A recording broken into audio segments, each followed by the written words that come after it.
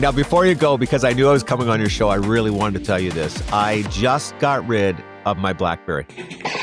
The Amber Mack Show on Canada Talks, Sirius XM 167.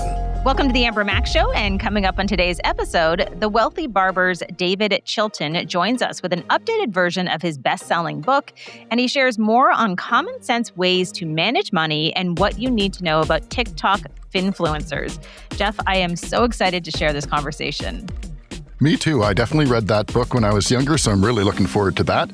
And speaking of TikTok, we have the latest on the now finalized deal to keep the app in the United States. Plus, speaking of the US, how deepfake videos and images are spreading misinformation about what's happening in Minnesota, and what the Canadian government plans to do about banning social media for kids. So let's get into the headlines. Newsfeed. In this week's tech news, we talk about a surprising change coming to ChatGPT, Canada's plans for social media regulations for kids, the latest Hollywood battle with artificial intelligence, an embarrassing move by the White House, and so much more. So please remember to like, comment, and subscribe on YouTube. Now let's get into the news. Well, after years of turmoil and being accused of being a security risk to America, the TikTok deal has finally gone through, with parent company ByteDance splitting the U.S. TikTok from its business in the rest of the world.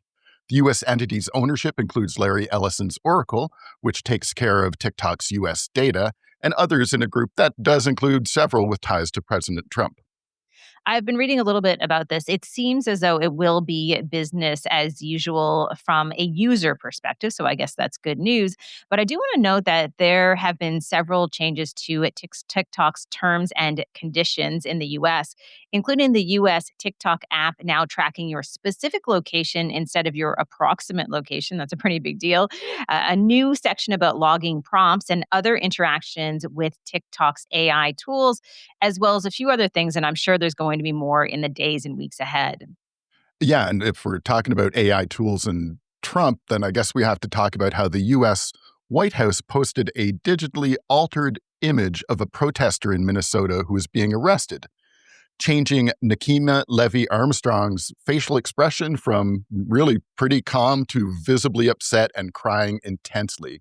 This can be verified because Trump's own Homeland Security advisor and avowed dog lover, Kristi Noem, posted the same image without any AI manipulation about a half an hour before the White House posted its altered image. So I guess I just didn't really expect the government to be the ones openly using AI to purposely mislead people, but I guess this is the world we live in, Amber. I think we've seen this a little bit over the past few months with the White House, where they also seem to be sharing a lot of images that have been altered. So we've had headlines about this in the past as well. It doesn't seem like there's a lot of due diligence in terms of waiting to verify if memes or content is correct. And I really think this is a disturbing phase in terms of where we're at right now with the U.S., Jeff, because we've come to a point where more and more it feels like not only is there this conflict on the streets of the United States, but there is this digital war that's taking place, with the White House going as far as, in some cases, posting memes to make a point. I mean, it just feels all very childish to me. It's totally juvenile. Yeah. Absolutely. And unprofessional. It's just ridiculous. It's the White House should have more respect for itself, but obviously that comes from the top on down, where there's no respect, nor no respect really deserved, I suppose. Yeah, I mean, and I think it's one of those things that it feels like it's going to get worse before it does get better. And I do want to say at the same time, just one other quick thing about this. It's amazing how important these citizen journalists are on the streets right now who are documenting what's happening, because many of those videos are allowing us to get at least a little bit of the truth about what's taking place on the streets and cities in places like Minnesota. Absolutely. All right. And speaking of governments, it looks like Canada may be considering following Australia's lead with potential plans to ban social media for kids under 14 as part of the federal government's upcoming online harms legislation. So, Jeff, I know you have a few things to say about this, but I do want to say it's so Canadian that we can't just pick the same age as these other regions. Yeah. Well, and I have to point out that the Liberals' online harms platforms legislation was first tabled almost half a decade ago in 2021. And that's a ridiculously long time to have not done anything. You can't blame it on the other parties. You blame it on yourself. It wasn't good legislation. So do it right this time. It's just too important. So I think it's going to be difficult to figure out how to do this, but well worth doing. And I think that echoes Prime Minister Carney's awesome speech in Davos, that this is something Canadians are going to need to get more accustomed to, doing the right thing even when it's hard. In any case, another part of that legislation is going to be aimed at AI, and we interviewed Federal AI Minister Evan Solomon on the show last year, and his task force around this subject has given recommendations that include protecting children from AI chatbots and the right to be informed about AI-generated media and interactions. Well, I think that the most important thing on this front, Jeff, is to move quickly. I'm not sure we're capable of doing that, but I was reassured when we discussed this recently with the UK, how they seem to be able to move so much more quickly than we can. And when it comes to protecting children from AI chatbots and all the things they plan to do, one of the things this government absolutely has to do is actually make something happen on this front instead of just talking about it for years and years and years and Yep, years. absolutely. Surprisingly, none other than Meta has just announced that it's suspending teenagers' access to Meta's current AI characters across all of its apps until it can create specific teen focused versions with parental controls. That even makes me a little bit nervous with that language. Now, I wish that Meta were doing this out of the goodness of its heart, but let's be fair. Their track record on this front when it comes to protecting kids is beyond terrible. Yeah, and we've had so many examples of it, but how about just a simultaneous example right now, right alongside that action? Meta is currently also on its way to court in a child safety case in New Mexico, where Meta is trying to block any kind of data around research about the social media's impact on youth, including suicides involving social media, as well as any of Meta's previous privacy violations. And also, it's even stuff about blocking references to Zuckerberg's like university years. There's just a laundry list of things. Uh, so you're right. You got to question the sincerity of these people who are saying one thing out of the one side of their mouth and then something very different out of the other. I have to say that my feelings about Mark Zuckerberg and Meta have been pretty horrible as of late. But I do want to say, and I'll talk about this in a future episode, I'm reading a book about TikTok, and it's really interesting because Mark Zuckerberg plays a role in terms of the origins of TikTok and some of the desperate moves that you see him make, years ago. I think they really just reinforce what a horrible person that he is. So I'll talk about that further. Tell us what you really would think, Amber. Oh, it's bad. I mean, it just blows me away. Well, you've talked a lot about Meta being the cornerstone of the internet fraud economy in your segment on the Other Mac, and it looks like we'll be moving to the next level of terrible ads with OpenAI's recent announcement that it will be bringing ads to the free tiers of ChatGPT starting in the US. Is that going to pay for all of the data centers that we need, Jeff? no, no, I can't imagine that it will. Now, OpenAI is promising that these ads will only be shown when relevant to a conversation and that they'll be clearly labeled, but we'll see how long those promises last as the company struggles, as you allude to make its revenues catch up to its insane spending. And there's at least one senator in the US, Ed Markey, who has sent letters to the big AI makers saying that ads embedded into chatbots raise, quote, significant concerns for consumer protection, privacy, and the safety of young users, unquote. And now his point seems to be that people's potential emotional connections with chatbots put them at an unreasonable risk, and that there could also be sensitive information discussed. I think that is a totally fair point, and I definitely see where he's coming from on that front.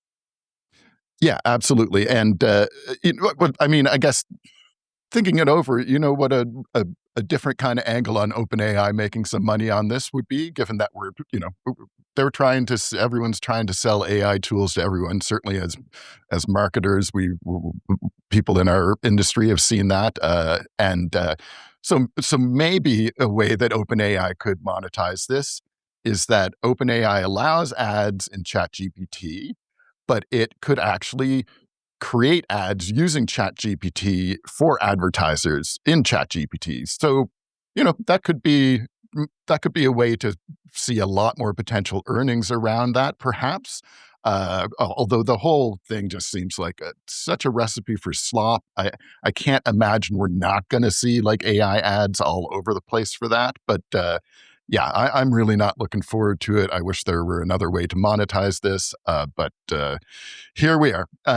Speaking of which, there's a new fighting front coming out of Hollywood these days that's targeting generative AI, and it's Human Artistry's Stealing Isn't Innovation campaign. I have seen this online. It has some really big names associated with it, including everyone from Kate Blanchett and Scarlett Johansson to Cyndi Lauper and Questlove. Those two, I haven't heard their names in a while, I do want to say. And they are concerned about how generative AI tools have trained on copyrighted works without any compensation to the people who actually created those works. They claim, and I'm quoting here, big tech is trying to change the law so they can keep stealing American artistry to build their AI businesses without authorization and without paying the people who did the work. That is wrong. It's un American and it's theft on a grand scale. Yeah, and I totally agree with them. I'd be so curious to, alternate reality this and see if there is any way these AI companies would have gotten through with all this training stuff under a government that wasn't led by Trump, because it's just like BitTorrenting, right? Federal laws are broken when you BitTorrent and download things that you don't own the copyrights to. I think whatever it was, like $25,000 per offense that they would charge people doing that. And yet, when big tech companies want to do this, which they obviously have and done without permission, and without much in the way of apology either, there doesn't seem to be anything done about it. So it's absolutely something that needs some motion. So good luck for them, and I'm glad to see it's sort of actors and musicians and stuff like that. And so it's not all around just the acting side of things. But if I don't know if you saw it, I don't. Neither of us, I don't think, really listened to Joe Rogan on the regular. But there was an interesting interview, or at least part of an interview that Joe Rogan had with Ben Affleck and Matt Damon on the limits of AI in movie making. And I have to give it to Ben Affleck on a couple points. One, he seems to understand AI better than I would have thought your average actor would. But he correctly argues, I think, that AI writing is terrible because, quote, by its nature, it goes to the mean, to the average, and it's not reliable. I just can't stand what it writes now. I actually don't think it's very likely it's going to be able to write anything meaningful. And then he goes on and says, I think a lot of the rhetoric comes from people who are trying to justify valuations around companies. So those are a lot of insights from and a very successful actor writer. But I was very pleased to see that level of awareness there. Yeah, so I do want to say, and this is probably going to surprise you as well as some of our listeners, but I did see that Joe Rogan episode. This may be the first and last time you hear me say that, but I downloaded it on YouTube for a flight I had recently, and I watched it because I had just watched the new movie from Matt Damon and Ben Affleck, and I had seen people talking about Ben Affleck and his opinions about AI, and they were so well articulated, and he did such a good job in terms of that understanding, which I think did surprise a lot of people as well. And one thing I will say, Jeff, I don't know, this is sort of changing topic a little bit before we wrap up with the news, but I think now more than ever, it is kind of important to listen to different shows and perspectives because we can, get into these kind of filter bubbles and rabbit holes on social media. So I do try to listen to people with differing opinions. So maybe I will listen to Joe Rogan again. But that episode in particular, I think it really, really opened my eyes to the fact that so many people in Hollywood are really thinking in a meaningful way about artificial intelligence. And it does make sense to me. Ben Affleck and Matt Damon, from what I know, I mean, it seems like they are smart guys. They understand the industry. They've been around forever. And I think, and I'd love your opinion on this, that they're pretty important voices on this topic. Yeah, absolutely. And their industry is at some risk. Now, I don't actually think it's the actors in their industry at risk. I think, special effects artists, those guys are at risk. stuntmen, those guys are probably at risk. Your leading actors, in fact, in that, Matt Damon talks about being completely moved by a performance where the actor in the movie he was talking about was drawing on a terrible trauma they had in their own life and sort of brought that to the performance they were given for the screen and how moving it was. And just reflecting on the fact that AI is not going to be able to do that. That's art. And so while and Ben Affleck even said, look, you can use AI to help you get some script ideas. You can use AI to help you through hard places, but there's not going to be a push button to make movie for AI anytime soon, if ever. Yeah, and just a super quick follow-up, it isn't specific to AI, but one of the things that Matt Damon has been talking about as well is the pressure from Netflix and other streaming companies for film producers and creators to be creating content where they create it with the awareness that people are watching while they're also browsing on their phones. And I thought that was really interesting. I know you're shaking your head Yeah. here because just super quickly, I'd love to hear your opinion on that because that would change the nature of entertainment and how we watch shows if they're trying to compete with everything that's showing up in our mobile social media apps. I mean, I'm probably not the person to ask as a musician, composer kind of guy. I don't listen to music when I work or I don't listen to music unless I'm listening to the music, sitting and listening to it. So this multi-screen stuff, I don't quite get it. I'll find myself doing it we're watching the Australian Open now and all that. That makes sense. But show the art some respect. You can watch the movie or don't watch it, but pick a lane, I think. Wow. I mean, I went from, hey, not scrolling on your phone while you're watching a movie. You went to like not even listening to music while you work, Jeff. Not for everyone, but I'm saying that is certainly how I look at it. I'm like, I'm not giving this music enough attention to be, I'm not giving it the respect it deserves, basically.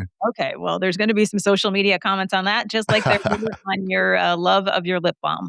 All right. Well, speaking of people sharing their thoughts about where things are going in the world, Jeff is going to talk about what happened at Davos 2026 from a tech perspective, and that's coming up next in The Other Mac. The Other Mac.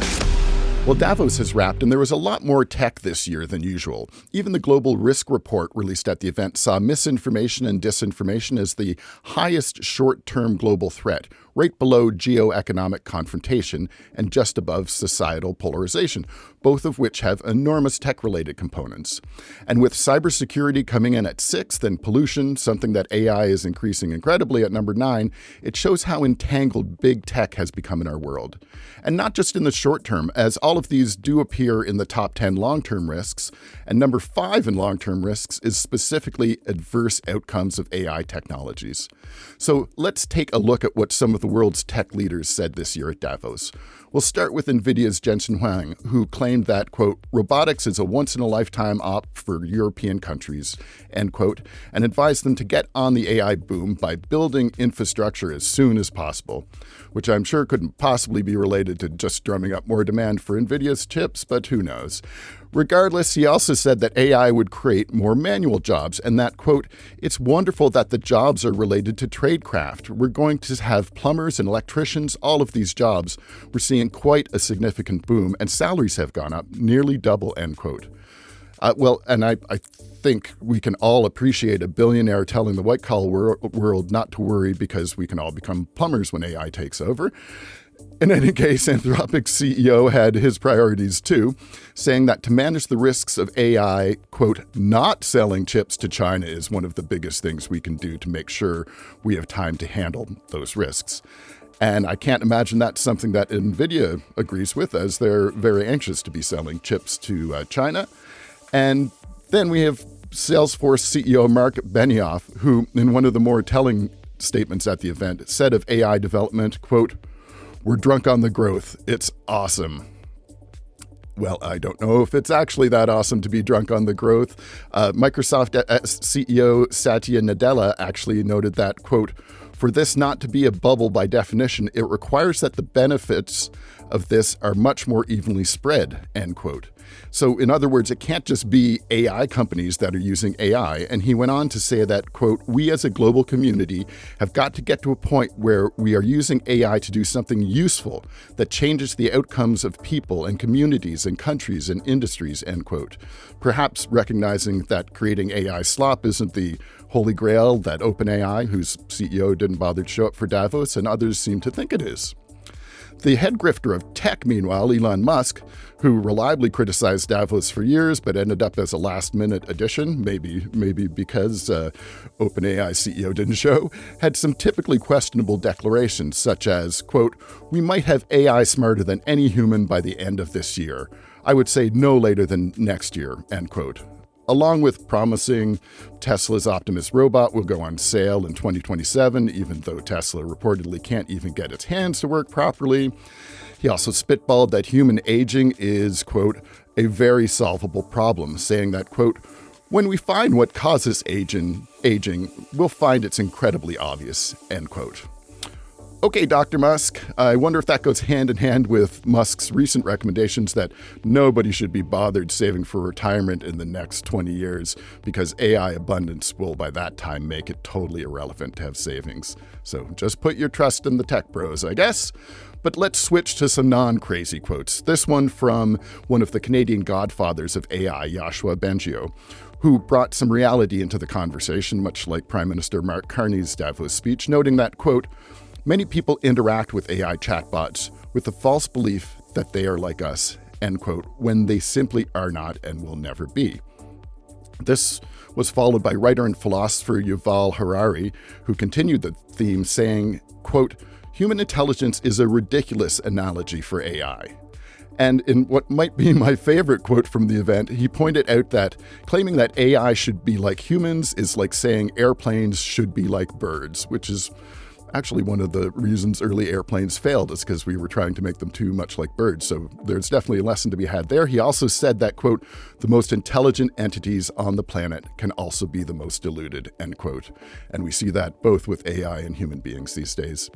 Finally, quote, the most important thing to know about AI is that it's not just another tool. It's an agent. It can learn and change by itself and make decisions by itself. A knife is a tool. You can use a knife to cut salad or to murder somebody, but it's your decision what to do with the knife. AI is a knife that can decide by itself whether to cut salad or commit murder, end quote. So let's all keep that in mind. I'm the other Mac. The Amber Mac Show on Canada Talks, Sirius XM 167. If you were around in the early 1990s, you might remember that The Wealthy Barber was the go-to book on successful financial planning. It was one of those books that you saw on bookshelves across the country or wherever you went. Well, now its author, David Chilton, has updated this classic for the TikTok generation and for the rest of us. Amber spoke with David about smarter spending and lots more. Here's their conversation. Life hacks. David, thank you so much for joining me. Thrilled to be here. I've been a fan of yours for a very long time. Seriously, I think what you've done is wonderful. You've helped a lot of people. I've enjoyed your books. Yeah, big follower. Well, thank you so much. I can say the same about you. And I will say, when I was a little bit younger, I can always remember seeing The Wealthy Barber on, it felt like every bookshelf of all of my friends' parents. I mean, this is a book that has been around for a long time. But just for people who aren't familiar, can you tell us about the first time you published this book? Yeah, I wrote the book way back in 87, 88. I'm embarrassed to admit. In fact, some people, when the new one came out, were very surprised I was still alive. Like they thought for sure I would have passed on at some point during that long 35, 36 years. I was writing a book called The Ultimate Guide to Losing Money. And it was a humorous look, short chapters at all the mistakes we conventionally make and how to get around them, et cetera. Watching Cheers one night, I thought, you know what? What about using the bar? A fictional setting, dialogue, take the intimidation out, take the charts and graphs out, called it The Wealthy Bartender. That only lasted 2 or 3 weeks because the alcohol got in the way. The story had to be realistic, and drunk characters obviously weren't serving my purposes. So I shifted it to a barbershop and a very cute story. I thought, I think this is a good idea, but I'll go run it by my parents. My father, very wise high school principal. I drive over there at 5 or 6 in the afternoon.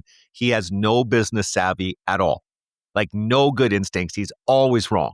And I ran the idea by him and he said, I think it's kind of stupid. And I thought, I've got one. this is it. This is a winner. And then I went forward from there, not obviously knowing what it was going to go on to become.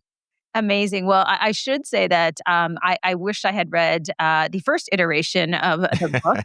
I've done okay, so I feel confident that what I'm reading now, when I read this version, I've done some of the things that you talk about. But one of the things that I really love about this iteration of the book is that you've made personal finance fun, and I can't even believe that those words go together. But that's how I felt reading it. Yeah, thanks. I mean, I think the humor is an important part of it. The writing process is very unusual. I'm not sure I've run into anybody else who does it quite this way. I test everything as I go. And so as I'm writing those chapters page by page, they're going in front of the target demographic. What did you like? What didn't you like? What did you understand? What questions do you still want answered? And then all of those comments and suggestions are rewoven back into the rewrites. The problem is it takes forever to write the book. It's 16 months in this case of 50 and 60-hour weeks, but it also turns out, I think, to be more flowing, more inviting for people because they've been a part of that whole thing. So I'm really glad you enjoyed it, and so far it's going over well. One of the things that I was thinking about as I was reading the book is how it's so important to actually have a book like this that has context when it comes to personal finance advice. And the reason I say this, and you touch on this a little bit in the book, is that there are so many people online, on TikTok, on Instagram, giving advice in terms of personal finances, but they're like 30, 60-second sound bites, and they're approaching it as though one size fits all. And what you see about the wealthy barber is that that is entirely untrue. Absolutely. And that's a great question. And I haven't been asked that question much, by the way. And I think it's a great question because a book like this gives you that ability to develop the situation a little bit more fully, to show the subtleties, the nuances. With multiple characters, you can see how they're all in a little bit different space, and therefore the advice has to be altered slightly, or in some cases in a fairly significant way. And so I'm up against the TikToks, the YouTubes, all the short videos, and they have their place. But I think to provide that initial understanding, the basics, it's actually better to get them through an old-fashioned book. Yeah, and I do think we're seeing this desire, especially among alongside a younger generation, of going towards sort of the analog experience. I see this in the tech world all the time. I see young people, including my son, who's 16. You know, he has a record player. He's got an old school Walkman. They want this tactile feeling to their experiences. They're kind of tired of digital a little bit. So I wanted to ask you, who exactly is this book written for? Because I'm going to hand this straight over to my son after after this interview. You know, it's really for the 20 to 45 crowd, but I get a lot of late teens reading it too. Interestingly, though, the buying market tends to be the 50 and 60-year-old buying it for adult age kids. It was with the original version, and it is with this one so far as well. In fact, a lot of them grew up reading it. And now they're saying, I want my son, I want my daughter to follow the advice as well and to learn in this manner. So they're going out and buying it. And selfishly, for me, it's great because they often buy 3, 4, 5 copies to spread out among nieces, nephews, and everybody else. But the target demographic is the same as the original, which is that 20 to 45 crowd. Here's how you get started. Here are the basics you need to know. And again, it's not just the what's, but it's the whys behind them.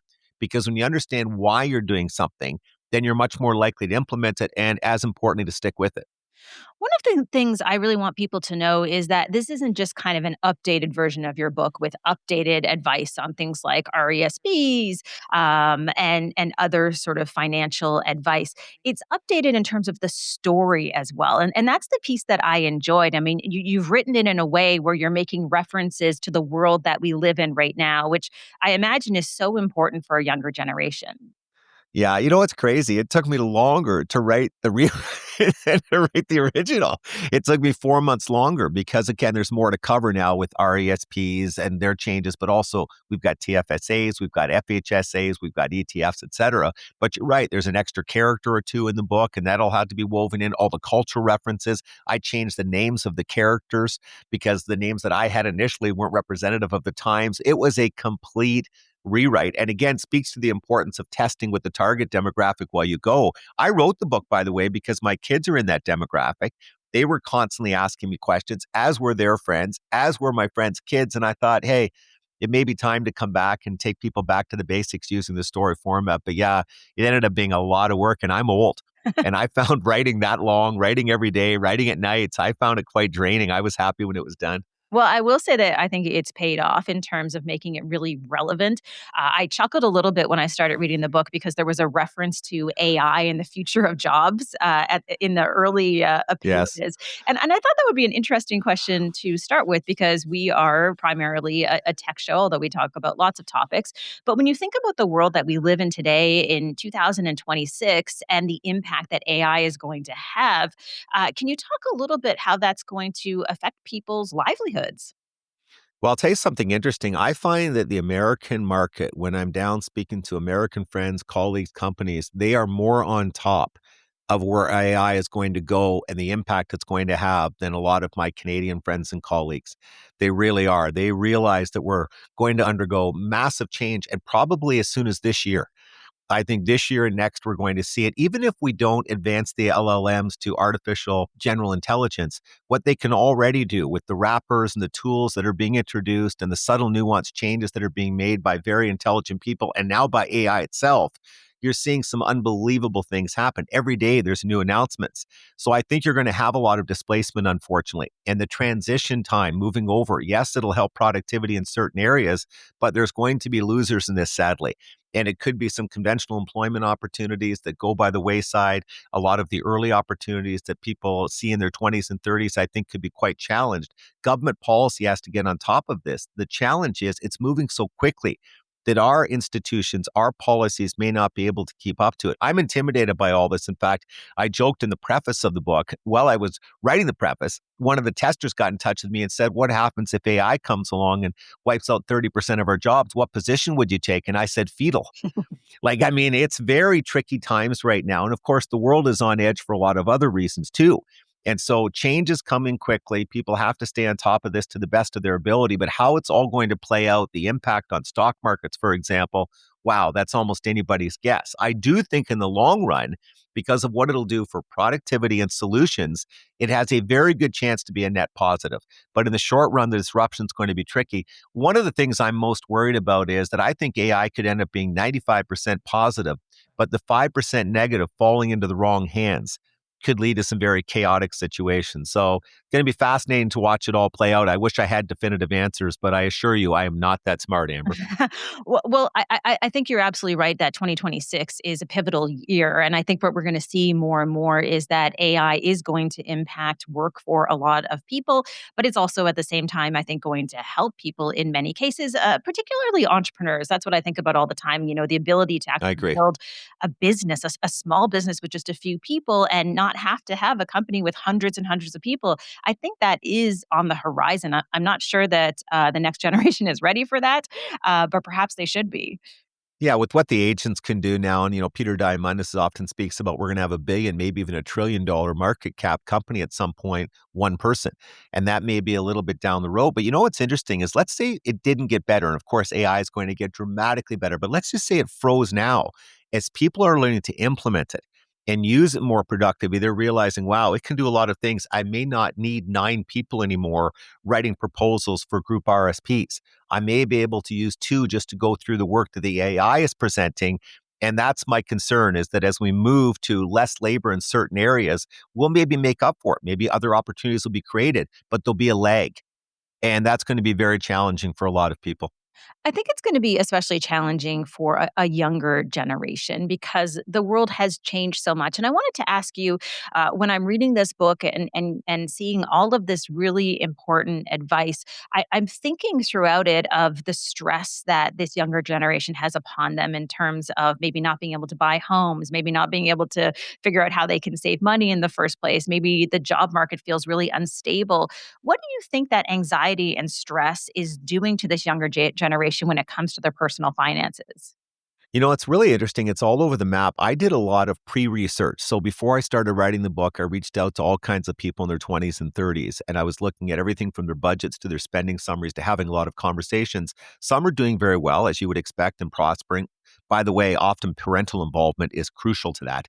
They've helped them with down payments, et cetera, or they've helped them get their education paid off without carrying huge student debt. So there's a lot of that going on. But others are in quite down times. And they recognize that even if they do a lot of things what we consider to be the right things, they're going to struggle to get ahead because real estate prices, of course, are still expensive, even though we've had a fallback lately.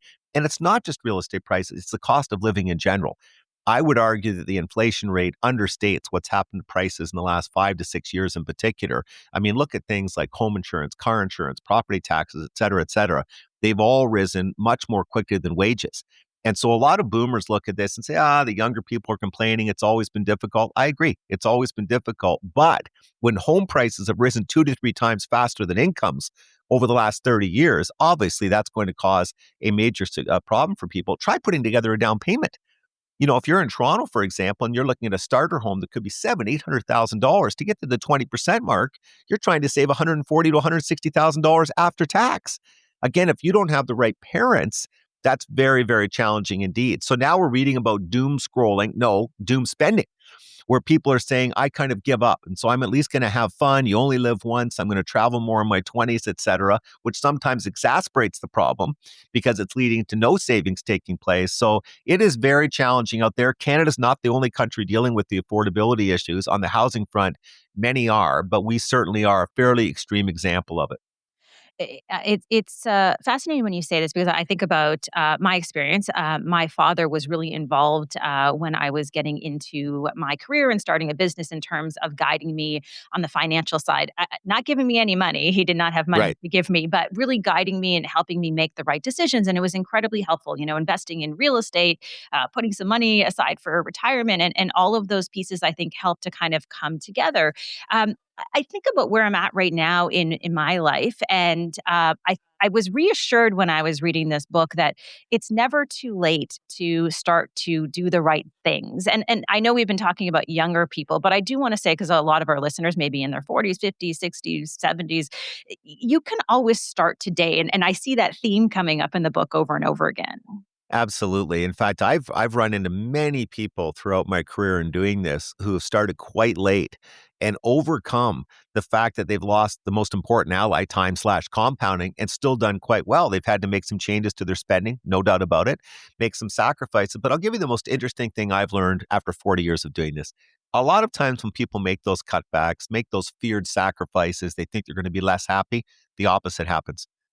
They end up having a little calmer lifestyle. They feel better about their finances. They feel better about their financial future. They're not caught up in the consumption race and competing with everybody else at all times. And they tend to be calmer and happier going forward. It's the exact opposite of what they expect. It's one of the reasons I like helping people to get on top of their finances. It tends to raise the happiness level. Look at the research recently about productivity at work.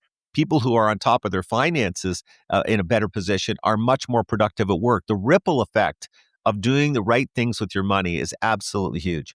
Yeah, I think it does instill that confidence, and it's especially true if there's no safety net. I mean, that's something I certainly felt. I'm originally from Prince Edward Island. It's not a overwhelmingly rich province, Right. and I always found over the years, when I started out in my career, I moved to the U.S. for a few years and started saving money in my early 20s, and it gave me that confidence actually to be able to do a lot more. And I feel like that's the thing that I think young people could use right now, and that's why I highly recommend that they read the book. Just the confidence that, hey, it's a difficult time right now, but there are strategies going forward. Yeah, you said that well. And I mean, you could argue that precisely because it is more difficult, you need more than ever to do these things well. Whatever you can afford to do, you need to do it the proper way. Most listeners, most young people are saying, Dave, I can't max an RSP and a TFSA. Of course you can't. So let's figure out which one you should go for first and how you should get at it. And that's what the book's really all about. You'll be, by the way, very impressed that I watched you interviewed 20 years ago. I remembered you were from PEI, and I remembered that you went in your early days out to, I think it was San Francisco. Was it not? And we're Yes, it involved in the was. tech startups. Yeah, see, no, I remember. Even though I'm very old, my memory has stayed razor sharp, Amber, razor sharp. I moved down to San Francisco, I think it was 23 or 24, and I had massive student loan debts. And I remember it was tens of thousands of dollars, but the US dollar was so strong that I was paying it off really quickly. And That's right. it was a very big advantage at that time to be working down there during the dot-com boom, which eventually, of course, that bubble burst. But But don't blame yourself for that bubble No, bursting. no. I don't think that was all you. I think you were part of the problem, but I don't think Just you were just all of just it. a Yeah. small part of it, but very happy to be back here in, Canada, and, Agree. I think it's an exciting time, I think, right now in Canada because we're learning how to kind of stand on our own. There's this momentum that's happening right now. I don't wanna give away all the parts of the book, because I think it's one of those things that people really kinda need to sit down and read, but I would get yelled at by many of my listeners if I didn't ask you, like, what is your advice right now for people who are feeling like, "Oh my god, I'm so overwhelmed. I don't even know where to start." It's funny because I've changed on this front. I was very wrong about this particular subject early on. I love starting with a spending summary. And it's a bit of an annoyance to do, to be perfectly honest. There are some apps now that can help you, although interestingly, I find it's actually better when people write it down. They tend to internalize it and think it through a little bit more. I know in your tech world, you'll go, Dave, that's blasphemy for people to do that. But I actually think it does work a little better. But when you chronicle all your spending for a couple months, and you write it down, you see where the money's going. Oh my gosh, three big things happen. Number one, you tend to see where the leaks are and you save more effectively. Number two, and this is one I find fascinating, people spend more efficiently. What I mean by that is they'll say, hey, I'm spending a lot over here, but I'm not getting a lot of joy units. And so it's not that I'm suddenly going to start saving all that, but I'm going to start spending it on other things that give me more happiness if it's discretionary spending. But the third thing is it jumpstarts the financial planning process. When people do that, they tend to start taking all this a little more seriously. They take the next step, they get the will, they start the Pay Yourself First program with the group RSP, et cetera. So as a starting spot, you can't go wrong looking at that. And then the other thing, I will hammer Canadian younger people on two things. If you have a group RRSP available where, come on, if they're matching 50 cents or a dollar on every dollar you put in, you must take advantage of that. That kind of free money just does not come along very often. And then finally, the message everybody's sick of me saying for 35 years, spend less on cars. That is very good. It's harder to do now because cars have gotten so expensive the last X number of years. And of course, car insurance. But oh my, when I see people spending summaries and I see how much young couples in many instances are spending on cars, not just the payments, but the insurance, the parking, the upkeep, the gas, you just go, holy smokers. Like we need to spend less on cars in general. There's obviously people doing it, but a lot of people are crazy on that front. Yeah, and I think again, this is gonna come across as a little judgmental, but I see it in my own neighborhood here in Toronto, where a lot of people have 2 cars and maybe don't even need 2 cars and 2 really nice cars, and, we have a Volkswagen that's a little bit beat up at this point, and we kinda share a car, which I've always been sort of proud of with my, For PEI, sure. practical, look at the world, but, what is it that people feel like, okay, we have to sort of compete with our neighbors? I saw you do an Instagram video on this recently talking about this very subject, which I actually think is a bigger issue right now as we have social media where you can constantly be comparing your life to other people and what other people have. Oh, for sure it is. I mean, it's so much tougher now. Think about psychologically, you're bomb with social media, but also we've got the algorithms who know not only how to exploit human weaknesses and get us to press the spend buttons, the buy now buttons, but they can even customize their approach to getting us to break down and give into temptation. On the car front, it's funny, I am judgmental. And I always say in interviews, I'm not judgmental on anything else. When people show me their finances, even when they're a disaster, I'm always, hey, I'm going to try to help here. I get it. We all make mistakes. I am very judgmental on the cars thing. Like sometimes I see the numbers and I go, what the heck? And the funny thing about cars, I'm going on here, but when you explain to people, this makes no sense what you're spending on cars, you know what they always say? Oh, yeah, you're right. They never argue. They always go, yeah, you're right. But cars have a huge pull on people. The automobile industry over the last 40 years through advertising has done an amazing job of making us subconsciously, to some extent, defining ourselves by our cars. And it's wacky. So I'm so happy to hear that you're driving a beat up Volkswagen.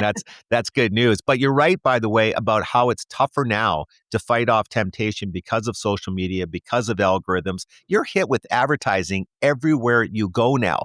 And you think you're turning a blind eye to it, but often it is sinking in and influencing our decision process. It's funny, all of those new things make pay yourself first the most important instruction ever, even more important because you are going to give in to temptation. Let's get your savings off the top of the paycheck, directly out of the bank account before human nature has a chance to kick in and sabotage your efforts. I wanted to ask you because as I was reading this book, I was thinking to myself, okay, I'm a little bit older, so I have a little bit of experience, so I can understand some of the basic principles. But if someone is reading this and they're learning in the book about RRSPs, about TFSAs, and they're like, okay, I kind of get it now. What's next? What do you do next? Because you still need people to help you. But you know what's interesting is there isn't a whole lot of what's next. In fact, what's funny about the wealthy barbers, if you take those principles and apply them, if you end up having more money and you can go beyond that, just do more of that. Don't start getting involved in the tricky investments and trying to trade stocks or looking at fancy alternative investments. The people you run into in their 50s, 60s, and 70s who've done well have just stuck to the tried and true. They've stuck to the basics. A lot of times you can do it on your own, although as you have success later in life or a blended family comes in or a business sale, et cetera, you certainly may want to get strong financial advice. But in general, the things you really need to know are covered in the book, and you don't have to go out and read 35 other books. That's one of the beauties of it, I think. Towards the end of the book, you talk a little bit about finfluencers. I think I'm saying that correctly, right? Like Yeah, you are. influencers in the social media space who give personal finance advice. I know it can be good, and we touched on this a little bit, but there can also be some misinformation and disinformation in some of that content. Do you see this in your day to day on social media? Oh, yeah. I mean, you see some garbage. What you also see, by the way, is a lot of good information, but because it's coming in such a short burst, the subtle nuances, the exceptions aren't covered off. I find that's the hardest thing with the videos I create. We're trying to keep a lot of them short. So a lot of the subjects people suggest, I say I can't do it in a short way because the exceptions are so important or a couple nuances are so important. By the time I weave them in, they'd be longer. If you look at the ones that are really good, like the Plain Bagel in Canada and Ben Felix, these are two of the best in the world. They go longer form. And so they've said you can't do it perfectly in these shorts. Let's give people 15, 20, 25 minutes. And their stuff is absolutely wonderful. Some of the influencers do a really good job, but striking that balance between a short, catchy video, but being comprehensive enough, it's tough. And then my final point is you've always got to be careful the ones out there who have a vested interest. They're trying to sell you on a product or get you to buy a stock or get you to buy into crypto because obviously that's biased information. And obviously you have to weigh that very carefully. Yeah, absolutely. So I wanted to ask you because I was thinking as well when I was reading this book that I had a bunch of questions that were personal finance questions that I would love to ask you, which I'm not going to do. And then I was thinking, how often do people approach you and ask you for very specific advice about what they should do with their money? I'll tell you a very funny story about that. Back when the second book came out in 2011, I was being interviewed by one of the major papers, and the fellow actually came to my house.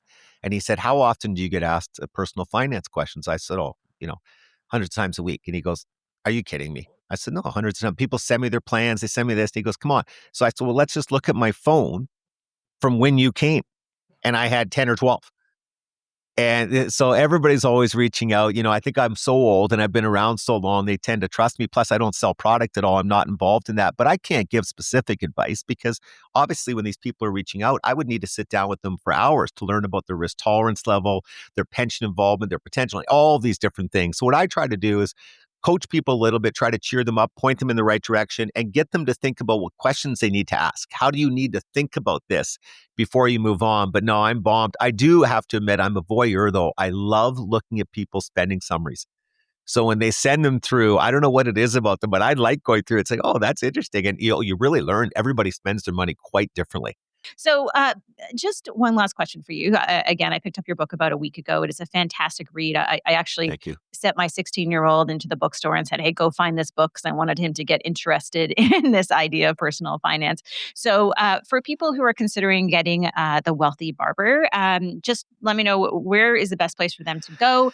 Where can they All find? independent bookstores and Indigo. And you know what's interesting? You'll like this. I didn't sell it to Amazon or Costco, and they were two of my three biggest accounts with the previous books, but I wanted to be all Canadian. We printed it in Canada, the editors were Canadian, and the distribution arms are all Canadian, so it's only available at Independence and Indigo, and I think that's been a good way to go. It's probably cost us some sales, but I still think it's kind of cool in view of the current times. That is amazing. And I noticed on top of the book that it says over 2 million copies of the original sold in Canada. And I'm also noticing you making bestseller lists with this updated version. Yeah, so far so good. It's been warmly received. And again, a lot of people who read the original are buying it for their kids. So we have that built-in market, which has been quite nice. So no, so far it's been a lot of fun. And I've enjoyed being back. Now, if I write another one in 36 years, a third one, don't read it. I'll be 100 and I think it'll be very weak, very poorly done. That's kind of how I feel writing tech books. I stopped a few years Said it all. Tech is moving too quickly. I can't possibly keep up with any of that. Well, that's true in tech, by the way, about books, because it takes a while to write the book, but also to publish it, print it, distribute it. And by then, the tech world has changed so much, you've almost got to do it the way you're doing it, through videos and through things that can be produced and put out so quickly. Yeah, I mean, you can't write on AI. Like, people ask me all the time, "When are you going to write a No. book about AI?" I mean, what and update it every single day? I don't have that type of. Now, before you go, because I knew I was coming on your show, I really wanted to tell you this. I just got rid of my BlackBerry.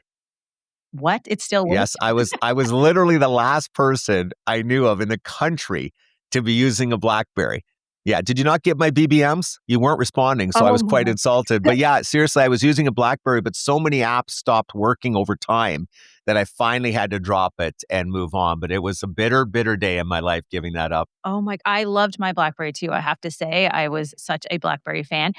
Just one little tip before I let you go. You may be interested in, I think it's called the Clicks Communicator that is Yes, out of the UK. Have you seen that? yes, I have, and absolutely think it's great because I love the keyboard. Yeah. Yeah, so that's Yeah. great for BlackBerry fans, and the price is pretty reasonable on it as well. So there is hope No, out I there for agree. you. No, I agree. It's funny because when BlackBerry dropped out of the phone business, I got a call from the CBC that day saying, "We think you're the only guy I know who still uses one anyway. Do you mind coming on and talking about it?" Oh No, I my. love the BlackBerry. Oh, that is so funny. I love that story. Well, listen, thank you so much. I could talk to you forever. This book has been phenomenal. I'm going to pass it around my family so everybody can take a read, and want to recommend Good. that people get their hands on it. The context, just sitting down and having something on print, I think is really important with this specific topic. And just wanted to thank you so much for joining me today on the show. As I said, big fan, so really nice to come on. Thank you so much.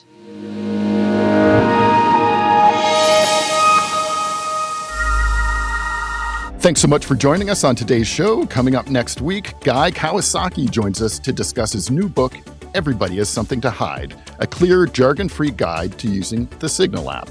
Given the times we're in right now, that's going to be an important conversation. And speaking of conversations, we are absolutely loving all of the comments over on our YouTube channel at Amber Max, so please do keep them coming.